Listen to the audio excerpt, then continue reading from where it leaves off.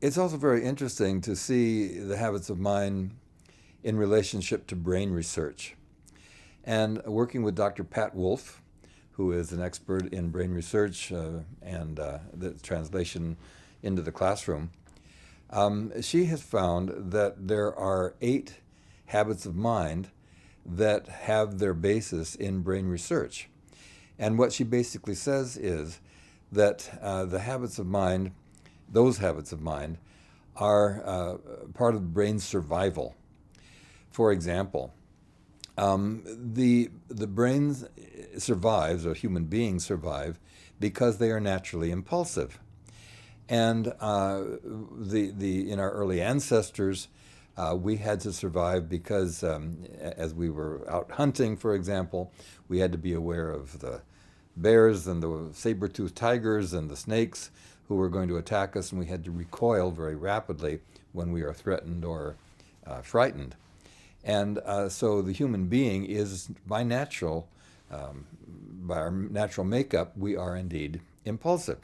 However, in our modern day society, we have to learn how to manage that impulsivity because it doesn't serve us very well if we are impulsive today.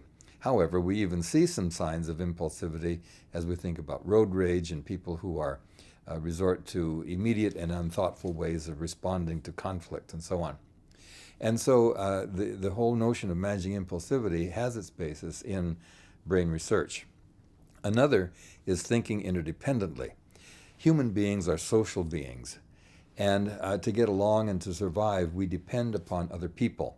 We depend upon a group, and we allocate roles and responsibilities, and we could not have survived without that. And so the family unit, the community unit who lives together survived. Those who tried to make it on their own probably did not survive. And so the human brain is indeed an interdependent organism. Another, interestingly enough, is humor, finding humor. Pat Wolf suggests that when we have fun, when we have joy, the brain actually secretes positive hormones, serotonin, and as a result, we are healthier, we survive more because we are happy, and we tend to do those things that enhance the brain's joy, and we resist those things that are negative to the brain. So finding humor seems to be a very basic human survival mechanism, and all human beings, and all cultures, by the way, have some form of humor. Another is in problem posing and finding intrigue and being fascinated.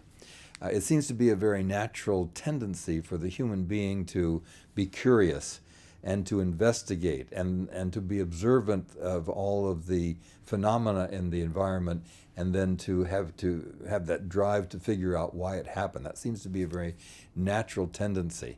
And so our brain actually is a curious brain. We're searching for patterns. And so that seems to be another survival mechanism. Interestingly, another survival mechanism is in the intake through all of the senses.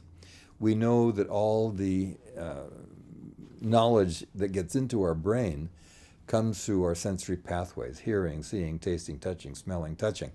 And so as a result, the more we can activate the senses, the more information gets into our brain.